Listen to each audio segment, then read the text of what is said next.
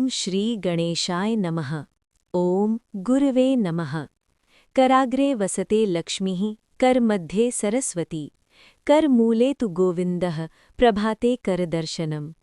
नमस्कार प्रिय दर्शकों, बहुत ही शांत, पवित्र और दिव्य ऊर्जा के साथ आपका स्वागत है आपके अपने आध्यात्मिक मंच ज्योतिष ज्योति में।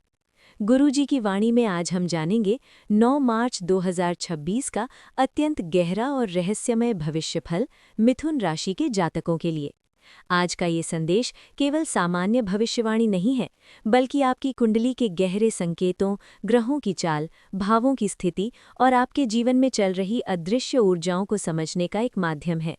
इसलिए इस संदेश को शांत मन से अंत तक अवश्य सुनिए, क्योंकि कई बार ईश्वर हमें संकेत देता है पर हम उन्हें पहचान नहीं पाते। 9 मार्च का दिन मिथुन राशि के लिए सामान्य नहीं है। आपकी कुंडली में बुध ग्रह, जो आपकी राशि का स्वामी है, वो आज एक विशेष स्थिति में प्रवेश कर रहा है। ये स्थिति आपकी कुंडली के दशम भाव और अष्टम भाव के बीच सूक्ष्म ऊर्जा का आदान प्रदान बना रही है। जब ऐसा योग बनता है, तब व्यक्ति के जीवन में अचानक घटनाएं, रहस्यमय अनुभव और कभी-कभी ऐसी परिस्थितियां भी आती हैं जिन्हें समझ पाना आसान नहीं होता। कुछ मिथुन राशि के जातक पिछले कुछ समय से महसूस कर रहे होंगे कि बिना किसी स्पष्ट कारण के काम रुक रहे हैं, मन बेचैन हो रहा है, नींद पूरी नहीं हो रही और कई बार घर में भी अजीब सा वातावरण महसूस होता है। ज्योतिष शास्त्र कहता है कि जब अष्टम भाव सक्रिय होता है, तब जीवन में रहस्य बढ़ते हैं। कभी-कभी ये भी संकेत होता है कि आपके आसपास कुछ नकारात्मक ऊर्जा सक्रिय हो सकती है।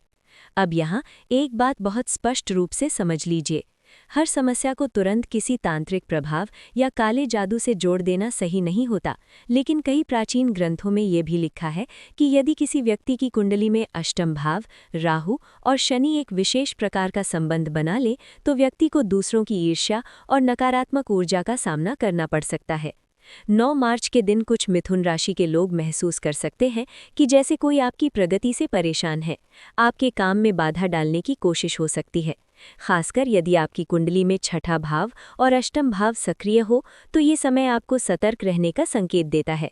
लेकिन डरने की बिल्कुल आवश्यकता नहीं है, क्योंकि ईश्वर की कृपा और सही उपाय हर नकारात्मक शक्ति से अधिक शक्तिशाली होती है। इस दिन सुबह उठकर सबसे पहले अपने दोनों हाथों को जोड़कर भगवान का स्मरण कीजिए और मन ही मन ये मंत्र बोलिए, ओम नमो भगवते वासुदेवाय। इस मंत्र का 21 बार जाप करने से आपके चारों ओर सकारात्मक ऊर्जा का कवच बनता है। जब मन में विश्वास होता है, तब कोई भी नकारात्मक शक्ति आपको प्रभावित नहीं कर पाती। अब बात करते हैं आपकी कुंडली के दूसरे भाव और 11वें भाव की।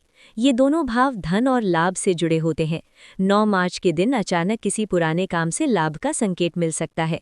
कोई ऐसा व्यक्ति जिससे आप लंबे समय से संपर्क में नहीं थे, अचानक आपकी मदद कर सकता है। ये भी संभव है कि कोई पुराना निवेश या योजना अचानक आपके लिए लाभ का रास्ता खोल दे। लेकिन यहाँ गुरुजी एक महत्वपूर्ण बात कहना चाहते हैं। कई बार जीवन में सफलता आने ही वाली होती है और उसी समय कुछ लोग ईर्ष्या के कारण नकारात्मक सोच रखते हैं। ये वही समय होता है जब व्यक्ति को अपने मन को मजबूत रखना चाहिए। एक छोटी सी कहानी सुनिए। एक गांव में एक युवक था जिसकी प्रगति बहुत तेजी से हो रही थी। लोग उसकी मेहनत और ईमानदारी से प्रेरित भी होते थे, लेकिन कुछ लोग उससे जलते भी थे। एक दिन किसी ने उसे कहा कि तुम्हारे ऊपर किसी ने बुरा प्रभाव डाल दिया है, इसलिए तुम्हारी तबीयत और काम दोनों प्रभावित हो रहे हैं। वो युवक डर गया, लेकिन उसके गुरु ने उसे एक ही बात कही, जिसका मन भगवान में स्थिर हो, उसे कोई भी शक्ति हिला नहीं सकती। उस युवक ने हर सुबह मंदिर जाना शुरू किया, सेवा करना शुरू किया और कुछ ही समय में उसका जीवन फिर से चमक उठा। यही सिद्धांत आज मिथुन राशि के लिए भी लागू होता है। यदि पिछले दिनों में आपको बार बार बाधाएं महसूस हो रही हैं, तो 9 मार्च के दिन एक विशेष उपाय अवश्य करें। भारत में कुछ अत्यंत शक्तिशाली मंदिर हैं जहां जाकर मन की शांति और सुरक्षा की ऊर्जा प्राप्त होती है।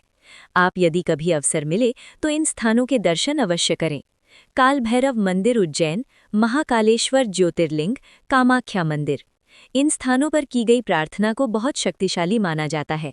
यदि आप वहां नहीं जा सकते, तो अपने घर के पास किसी शिव मंदिर में जाकर दीपक जलाना भी अत्यंत शुभ रहेगा।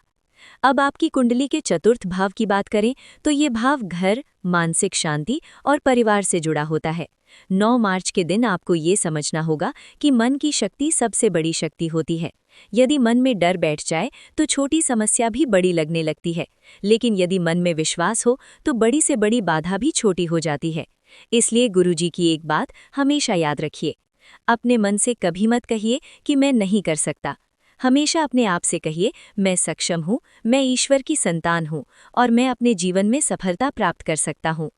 मिथुन राशि के कई जातकों की कुंडली में इस समय बुध और गुरु का सूक्ष्म प्रभाव दिखाई देता है। इसका मतलब है कि ज्ञान, शिक्षा और नई योजनाओं से जुड़े अवसर आने वाले समय में बढ़ सकते हैं। यदि आप विद्यार्थी हैं तो ये समय आपको अपने लक्ष्य पर ध्यान केंद्रित करने का संकेत देता है। जो लोग व्यापार या नौकरी में हैं, उनके लिए ये समय एक बात समझने का है। कभी कभी जीवन में रुकावटें इसलिए आती हैं ताकि हम अपनी दिशा को फिर से देख सकें। 9 मार्च की रात को सोने से पहले एक छोटा सा उपाय भी कर सकते हैं। अपने घर के पूजा स्थान में बैठकर 11 बार ये मंत्र बोलिए, ओम नमः शिवाय, और मन में ये भावना रखिए कि भगवान शिव आपकी हर नकारात्मक ऊर्जा को दूर कर रहे हैं। धीरे धीरे आप महसूस करेंगे कि आपके जीवन का वातावरण बदलने लगा है, मन शांत हो रहा है और रास्ते खुलने लगे हैं। मिथुन राशि के जातकों के लिए ये दिन एक चेतावनी भी है और एक अवसर भी। चेतावनी इसलिए कि आपको अपने आसपास के लोगों और परिस्थितियों को समझदारी से देखना होगा, और अवसर इसलिए कि यदि आपने अपने मन को सकारात्मक बना लिया तो यही समय आपको आगे बढ़ाने का कारण भी बन सकता है।